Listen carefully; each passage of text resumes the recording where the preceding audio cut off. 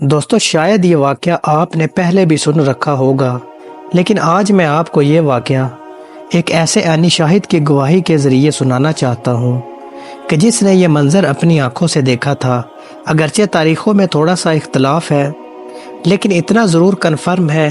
کہ رمضان کا مہینہ تھا اور اس رات تابعی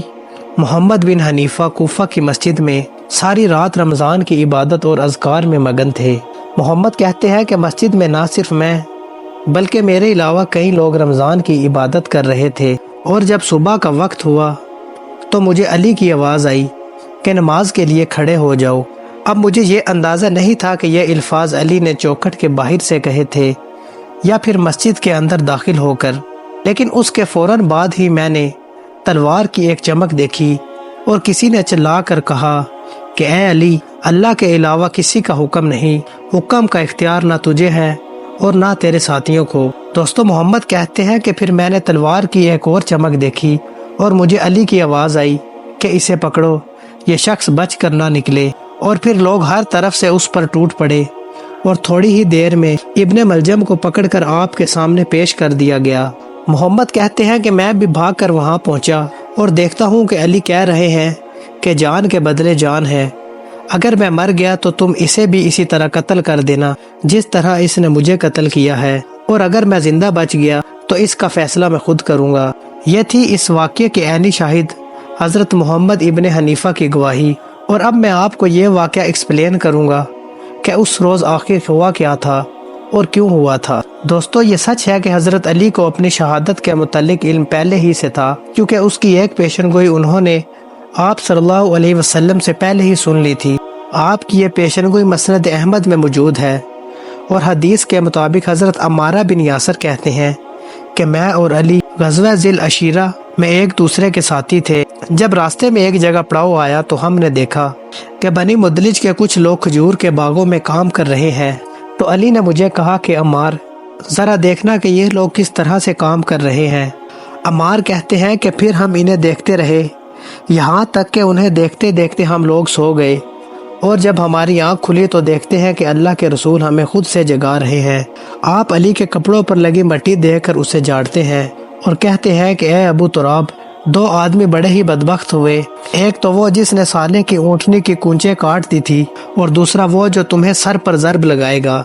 یہاں تک کہ تمہاری داڑھی خون سے بھر جائے گی۔ اور یہ پیشن گوئی پوری ہوئی تھی کہ جب یمن کا ایک شخص عبد الرحمن ابن ملجم نہروان کی ہار کا بدلہ لینے کے لیے بذات خود کوفہ آیا تھا۔ جب ابن ملجم کوفہ پہنچا تو وہاں پہنچ کر وہ بنی تمیم اور رباب کے کچھ لوگوں سے ملا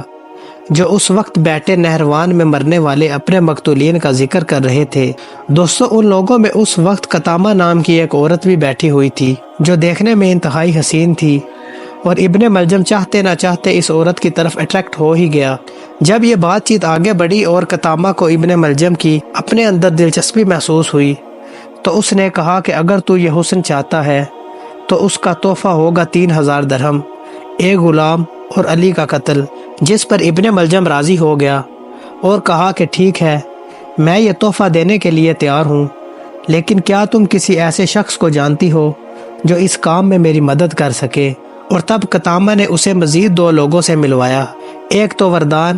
اور دوسرا شبیب۔ جب ان تینوں کی سازش طے پا گئی کہ کیا کرنا ہے اور کیسے کرنا ہے، تو یہ تینوں آخری مرتبہ قطامہ سے ملنے اور اس سے دعا لینے کے لیے آئے، اور قطامہ اس وقت اعتکاف میں بیٹھی ہوئی تھی۔ بہرحال قطامہ نے ریشم کی پٹیاں منگوائیں، ان لوگوں کے سروں اور بازوں پر باندھی، انہیں الوداع کیا، اور یہ لوگ اندھیرے میں مسجد کے اس دروازے کے سامنے جا کر بیٹھ گئے جہاں سے حضرت علی نے مسجد میں داخل ہونا تھا۔ محمد بن حنیفہ نے تلوار کی جو پہلی چمک دیکھی تھی وہ دراصل شبیب کی تلوار تھی جو اپنے نشانے سے مس ہو کر دروازے کی چوکھٹ یا طاق پر لگ گئی تھی۔ وہ وار حضرت علی کو لگ نہ سکا، لیکن ابن حنیفہ نے جو دوسری چمک دیکھی وہ ابن ملجم کا وار تھا جو سیدھا علی کی پیشانی پر لگا تھا۔ شبیب بعد میں پکڑا گیا، اس پر مقدمہ چلا اور عوام میں خوف و ہراس پھیلانے کے جرم میں اسے قتل کر دیا گیا۔ وردان بھاگ کر اپنے گھر چلا گیا، اور جب وہ اپنی ریشمی پٹی اور تلوار اتار رہا تھا تو اس کا ایک کزن گھر کے دروازے میں داخل ہوا، اور جب اس نے پوچھا کہ یہ سب کیا ہے تو وردان نے اسے پوری بات بتائی۔ جسے سن کر اس کے اپنے کزن ہی نے نفرت اور غصے میں آ کر وردان کا قتل کر دیا، جبکہ ابن ملجم کے ساتھ معاملہ تھوڑا مختلف طرح سے ہوا۔ جب ابن ملجم پکڑا گیا تو نمازیوں میں سے کسی نے اس کے پاؤں پر تلوار ماری کہ وہ وہاں سے بھاگ نہ سکے۔ پھر جب اسے علی کے سامنے لایا گیا تو آپ نے اس سے پوچھا کہ اے اللہ کے دشمن،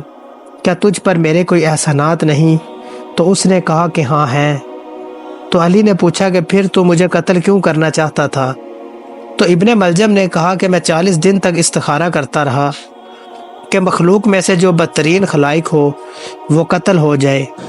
تو اس پر علی نے فرمایا کہ وہ بدترین خلائق بھی تو ہی ہے اور وہ قتل ہونے والا بھی تو ہی ہے۔ اور اس طرح اس واقعے کے بعد حضرت علی کی شہادت ہو گئی، جس کے بعد پھر ان کے بیٹے حضرت حسن رضی اللہ تعالی عنہ نے بذات خود ابن ملجم کو تلوار کے ذریعے ایگزیکیوٹ کر دیا۔ دوستو، حضرت علی کی تدفین اس رات بالکل سکریسی میں کی گئی تھی تاکہ آپ کی قبر کو خوارج کے شر سے محفوظ رکھا جا سکے۔ اس قبر کی شناخت آپ کی شہادت کے کہیں 150 سال بعد جا کر خلیفہ ہارون الرشید کے دور میں ہوئی تھی، اور یہ وہ جگہ تھی جہاں آج نجف کا شہر آباد ہے۔ شروع میں وہاں آپ کی ایک سادہ سی قبر تھی، مگر آج جو مزار وہاں موجود ہے وہ اس واقعے کے 800 سال بعد ایران کے ایک صفوی بادشاہ سام مرزا یا پھر جسے شاہ صفی کہتے ہیں اس نے بنوایا تھا۔ دوستو، آپ کی سکریسی میں کی گئی تدفین کی وجہ ہی سے ایک اختلاف آپ کی قبر کے متعلق بھی ہے، جیسا کہ کچھ لوگ کہتے ہیں کہ اصل قبر دراصل افغانستان میں مزار شریف میں واقع مقام علی پر بنی ہوئی ہے۔ دوستو، 12ویں صدی یعنی اسلام کے سنہرے دور میں شام کے ایک بہت بڑے شافی اسکالر گزرے ہیں، حافظ ابن عساکر۔ ابن عساکر نے 80 جلدوں پر مبنی ایک بہت بڑی تاریخی کتاب لکھی تھی، تاریخ دمشق۔ اس کتاب میں ابن عساکر نے علی کے متعلق ایک بڑا ہی نایاب واقعہ لکھا ہے۔ وہ فرماتے ہیں کہ تابعی عمر بن میمون کہتے ہیں کہ ایک مرتبہ میں ابن عباس کے پاس بیٹھا ہوا تھا، اور یہ ان کے نابینا ہو جانے سے پہلے کا واقعہ ہے۔ تو ان کے پاس 9 افراد آئے جو خوارج میں سے تھے،